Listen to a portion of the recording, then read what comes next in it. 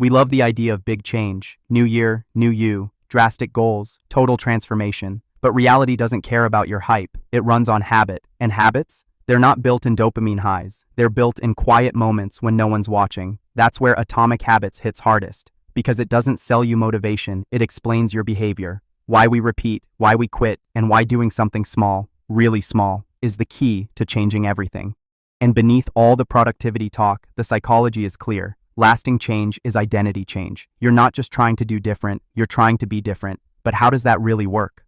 Every action you take is a vote for the kind of person you believe you are. That's what James Clear points out, and psychology agrees. Behavior isn't random. It's rooted in how you see yourself. If you believe you're a disorganized person, your brain will subconsciously steer you toward chaotic habits, not out of laziness, but out of identity alignment. This is where most of us get it wrong. We try to change actions without touching identity. We try to wake up early, go to the gym, eat better, but we skip the part where we say, I'm the kind of person who does this.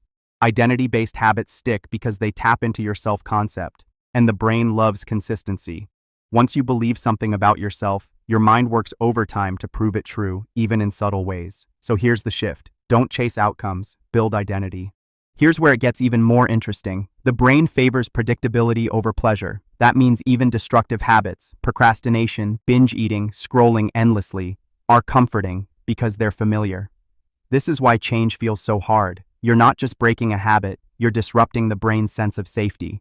Psychologically, it triggers resistance. But that resistance isn't a sign to stop. It's a sign that your brain is rewiring. New habits create cognitive dissonance, conflict between the old self and the emerging one. And here's the trap. We think motivation is the fuel for change. It's not. Motivation is unreliable. What really drives change is friction control. Make good habits easy and bad ones hard. That's it. Your environment matters more than your willpower. Psychology isn't just about knowing what to change. It's about shaping the system around you so change becomes inevitable. Let's break it down even further. Every habit follows a psychological loop. Cue, craving, response, and reward. It's not just behavior, it's emotion and identity. When you check your phone the moment you're bored, the cue is boredom, the craving is stimulation, the response is grabbing your phone, and the reward is the dopamine hit. So if you want real change, start at the cue. Change what triggers you. Change how your environment speaks to your brain. And remember this, habits aren't just actions. They are votes for the kind of person you believe you are. The more you act like the person you want to become,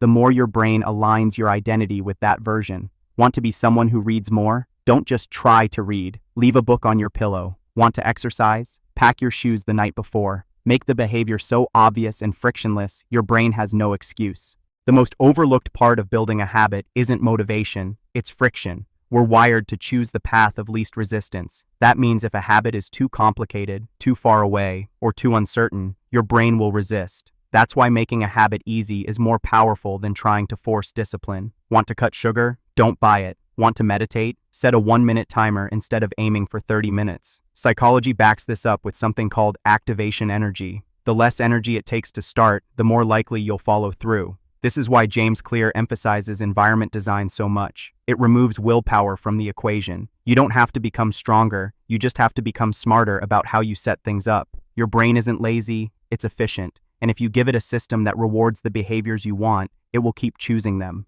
Let's talk about the cue routine reward loop. This simple model explains why habits stick. A cue triggers your brain, the routine is the action, and the reward locks it in. Most people try to force new routines without adjusting their cues or ensuring a satisfying reward. That's why it doesn't last. Psychologically, your brain craves closure. It wants to finish what it starts, especially if it ends in a dopamine boost. So if your new habit doesn't feel rewarding, your brain won't bother repeating it.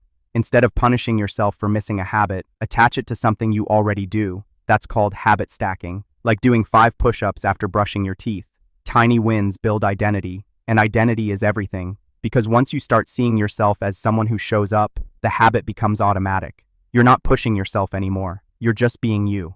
But here's where most people mess it up. They chase intensity instead of consistency. Starting big feels inspiring, but it burns out fast. Your brain doesn't care how epic your first day is. It only cares if you come back tomorrow. This is the psychological trap of motivation. Motivation is a temporary spike. Habit is a long-term structure. That's why discipline isn't about forcing yourself. It's about removing the need to decide. It's automation over willpower. And here's the kicker. The brain rewards completion, not size. Finishing a small task lights up your reward circuitry. Leaving big tasks unfinished drains mental energy. So when you lower the bar and keep the habit alive, you're building a system that survives bad days. That's not laziness, that's smart, and that's sustainable. Here's the paradox. Lasting change doesn't feel like change. It feels boring, repetitive, almost invisible. That's how you know it's working. When your brain stops getting high off novelty and starts craving routine, you've rewired your identity. You're no longer the person trying to be disciplined. You are the kind of person who follows through. That shift doesn't happen in a single decision. It happens across dozens of boring, quiet, unnoticed wins. And over time, those tiny wins stack into something massive. Not because you forced change, but because you made change inevitable. So the next time you're tempted to overhaul your life in a weekend, pause. Ask yourself, what's one tiny action I can repeat daily, even when I don't feel like it? Because that's the real question. Willpower or identity? Which one are you building today?